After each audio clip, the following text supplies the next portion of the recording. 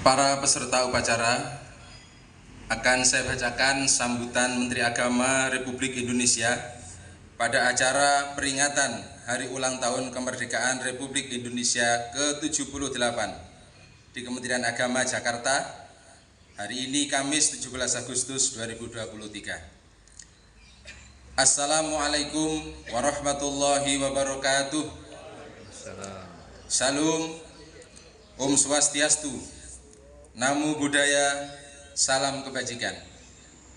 Yang terhormat Wakil Menteri Agama Republik Indonesia, yang terhormat para pejabat pimpinan tinggi media dan staf khusus Menteri Agama, yang terhormat para pejabat pimpinan tinggi pertama, pimpinan tinggi pratama dan tenaga ahli Menteri Agama, serta para pejabat administrator, pengawas, pejabat fungsional, pelaksana, hadirin, dan peserta upacara yang berbahagia. Mengawali sambutan ini, saya ingin mengajak kita semua untuk memanjatkan puji dan syukur kehadirat Allah Subhanahu wa Ta'ala, Tuhan yang Maha Esa lagi Maha Kuasa. Puji dan syukur kepadanya sudah sepatutnya kita lakukan, karena Allah Subhanahu wa Ta'ala telah mencurahkan rahmat dan karunia-Nya yang tiada terhingga kepada kita semuanya. Hadirin yang berbahagia, saat ini Indonesia bergembira memperingati 78 tahun hari kemerdekaannya, 17 Agustus 1945 ke 17 Agustus 2023. Hari ini ingatan kita mungkin terbang dan hinggap pada bambu-bambu runcing yang bersimbah darah sebagai saksi perjuangan pendahulu bangsa. Memori kita memutar kembali penggalan peristiwa bersejarah yang terjadi di banyak daerah dan berkisah tentang mereka yang rela berjuang demi kemerdekaan dan masa depan generasi bangsa. Dan pandangan mata kita berwisata menyaksikan beragam perubahan dan kemajuan digital di era industri 4.0 yang semakin kompetitif. Hadirin yang berbahagia, pagi ini kita semua berdiri di sini dalam upacara peringatan HUT Republik Indonesia. Ini adalah bagian dari cara kita bersyukur kepada Tuhan Yang Maha Esa atas anugerah kemerdekaan yang saat ini dirasakan bersama. Ini juga menjadi cara kita berterima kasih kepada para pendahulu yang telah mengukir jasa bagi terbebasnya Indonesia dari cengkraman penjajah hingga bangsa ini berdaulat dan berdikari. Untuk itu menjadi kewajiban kita untuk mengisi kemerdekaan ini dengan kinerja terbaik agar dapat terus melaju menuju Indonesia maju. 78 tahun perjalanan kemerdekaan telah mengantarkan kita pada kemajuan masa kini. Presiden Joko Widodo telah berpidato pada sidang tahunan MPR dan sidang bersama DPR dan DPD mengatakan bahwa Indonesia saat ini punya peluang besar untuk meraih Indonesia Emas 2045, meraih posisi jadi 5 besar kekuatan ekonomi dunia. Presiden Joko Widodo mengingatkan bahwa bonus demografi akan mencapai puncak di tahun 2030-an.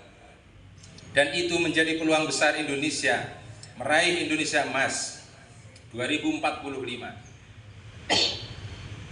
Sebab 68% adalah penduduk usia produktif dan itu menjadi kunci peningkatan produktivitas nasional.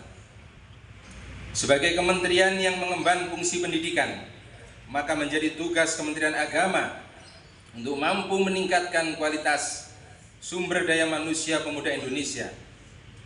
Prestasi pada siswa madrasah dan sekolah agama yang telah diraih harus memotivasi kita semua untuk berbuat lebih dalam mempersiapkan penduduk usia produktif yang kompeten, menyongsong masa depan dan persaingan global. Berdasarkan International Institute for Management Development atau IMD, daya saing Indonesia di tahun 2022 naik dari ranking 44 menjadi 34. sebuah kenaikan yang sangat signifikan, tertinggi di dunia, dan ini tentu tidak lepas dari peran guru dan dosen binaan Kementerian Agama.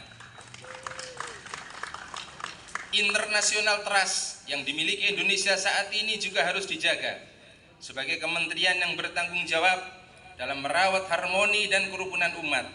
Kemerdekaan Kementerian Agama harus berada pada garda terdepan dalam menguatkan toleransi dan konsistensi untuk bisa hidup bersama dalam Bhinneka Tunggal Ika. Kita bersyukur indeks kerukunan umat beragama terus meningkat dari tahun ke tahun. Namun ikhtiar membumikan dan menginternalisasikan nilai-nilai moderasi beragama harus terus diintensifkan demi terus tumbuhnya komitmen kebangsaan, toleransi, sikap anti kekerasan, dan penghormatan atas budaya dan tradisi.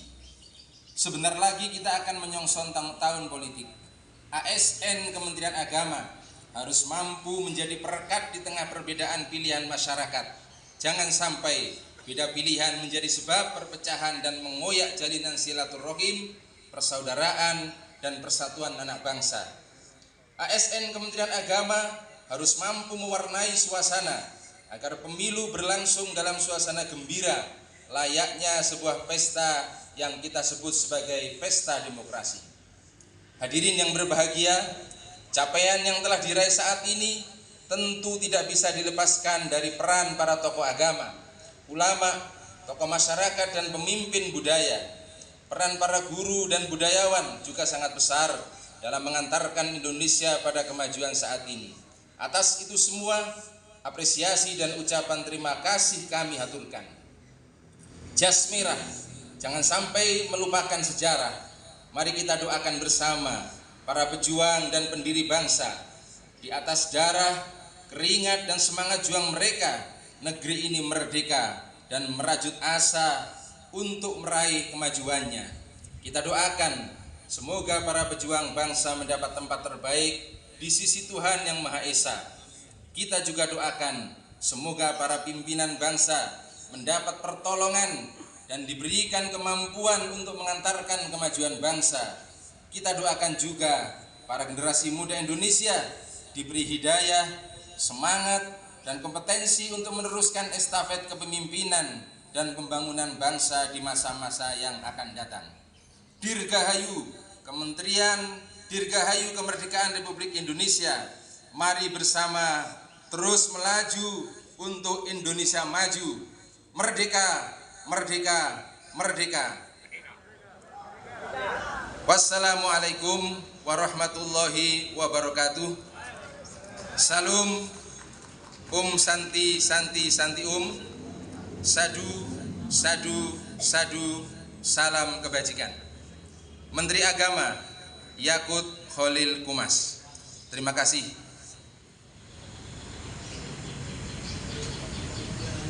Siap.